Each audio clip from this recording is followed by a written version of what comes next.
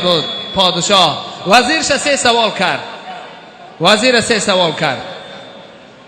گفت وزیر 3 سوال، اگر این 3 سوال بدانی جواب بگوی تو وزیر باقی میمانی، وزارت در اختیار توست. اگر که ندانی میتونی وظیفه را کرسی را خالی بکنی. وزیر گفت چی سوال است؟ پادشاه گفت سوال یکم این: خدا چی کار میکنه؟ خدا چی میخره؟ خدا چی میپوشه؟ سوالا هم سوالای تعجب آور است. خدا چی میخره؟ خدا چی میپوشه؟ خوبش گوش کنین برادر عزیز، قصه بسیار تکان دهنده است، قصه بیدار کننده است، انسان بیدار میکنه. خدا چی میخره؟ کی میدونه خدا چی میخره؟ کسی نمیدونه. خدا چی میپوشه؟ خدا چی کار میکنه؟ وزیر حیران شد و عجب سوالی است. همه علما را فریاد کرد. پادشاه گفت وزیر 1 ماه وقت داری، در 1 ماه جواب اگر نگرداندی کرسی را خالی میکنی، جات کسی دیگر میشینه. علمای بسیار را جمع کرد. گفت داملاها بزرگا، سوال چنین است: خدا چی میخره، چی میپوشه، چی کار میکنه؟ باید این 3 سوال شما جواب بگین. علما میگن وزیر چنین سوالی در یک جای نآمده است که خدا چی میخره، کدام نماد طعام میخره، کدام نماد آب مینوشه. نآمده است، خدا نیاز به اینا نداره. و پوشاک خدا را هم در هیچ جا نآمده است که چی متریال، چی پوشاک، چی نمود. و کار خدا را ما نمیدانیم که خدا چی کار میکنه. خدا همه کار میتونه کرده، اما که تو میگی الحال چی کار میکنه، ما نمیدانیم چی کار میکنه.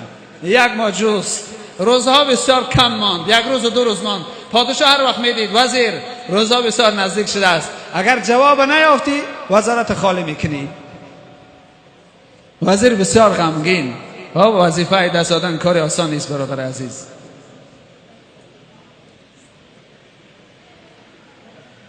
یک روز وزیر داخل قصر میشید. خوب گوش کنین برادر عزیز، شاید یادتان بمانه، شاید ایماناتان در تکان بشوند. وزیر داخل قصر میشید. یک غلام سیاه پوستی در سر رش ایستاد. نگاه کرد که وزیر بسیار زیق است. گفت جناب وزیر چرا زیق هستین شما؟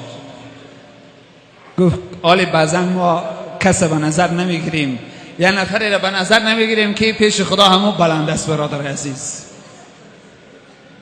1 نفر ما و شما قدر نمیکنیم، پس میشماریم، شاید روز قیامت پیش ما برای بهشت. گفت تو غلام به کار ما چی؟ تو به کار ما کارگیری چی؟ تو مسائل ما را نفهمی، چی کار داری به من؟ غلام گفت که جناب وزیر بگو، شاید که خدا از کارساز اما سبب هست، شاید که به واسطه من. گفت به واسطه تا هرگز حل نمیشه، به تشویش باش. نظرش نگرفت. زمانهای حضرت موسی بود. حضرت موسی علیه السلام علما در برابر که یک کس به نظر نمیگیره، حضرت موسی الله مهربان گفت موسی کسی را بیاو که از تو پس باشد. حالا تواضع پیغمبرا را ببینیم. چنین تواضع نباشه برادر عزیز ما و شما بالا نمیریم پیش خدا، مقام هم بالا نمیشوند. حضرت موسی کاف این را میدید او را میدید، هر کسی را نظر میکرد، کسی را چیزی را از خودش پس نمیافت. یک جا رفت یک سگ دید، یک سگ. گفت همین سگ شاید از من پس باشد. سگ صدا برآورد موسی چرا مرا از خودت پس میکنی؟ ترم خدا خلق کرده است، مرم خدا خلق کردگی است، چرا مرا نظری پس میگیری؟ حضرت موسی گریان شد. خدایا گفت من از خودم پس کسی را نمیآورم. چنین تواضع بود برادر عزیز. جای میشه ما کسی را به نظر نمیگیریم که ولی خدا همون است، اهل دعا همون است، اهل نفس همون است. غلام وزیر نظر نگرفت، سختش گرفت. غلام کو بگو. گفت که پادشاه سوال داده است. گفت چی سوال؟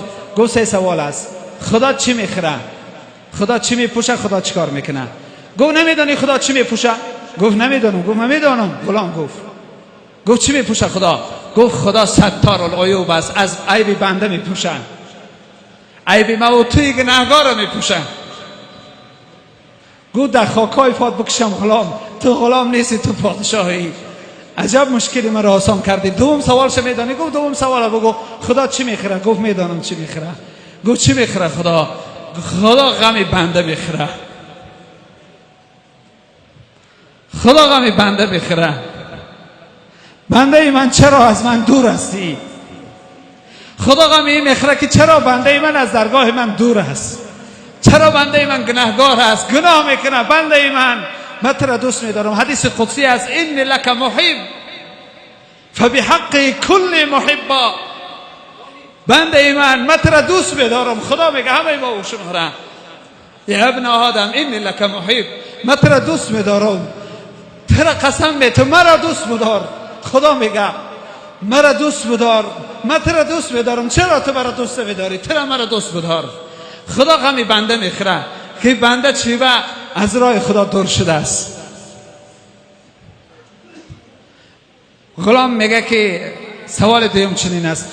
وزیر خرسند میشه، میگه سوال سوم، میگه سوال سوم پیش پادشاه میگیم. خوب میگه دست وزیر میگیره میبره پیش پادشاه. پادشاه چیکار کرده؟ میگه دو تاشا یافتم یا تاشا جواب میگیم. پادشاه میگه وزیر بیس کی یافت؟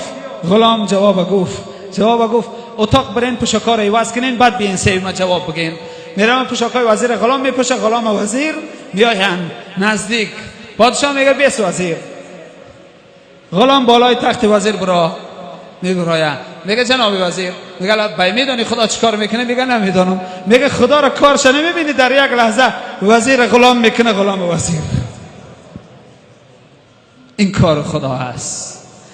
این شب برادر عزیز خدا ما و شما را چنین امکانیت داده است. صدا میزنه یا ابن آدم این لک محب، فرزند آدم تو را دوست میدارم و به حق کل محبا، تو را مرا دوست بدار. این شب دست بالا که بگو خدایا من تو را دوست میدارم. من آمدم با تو صلح بکنم.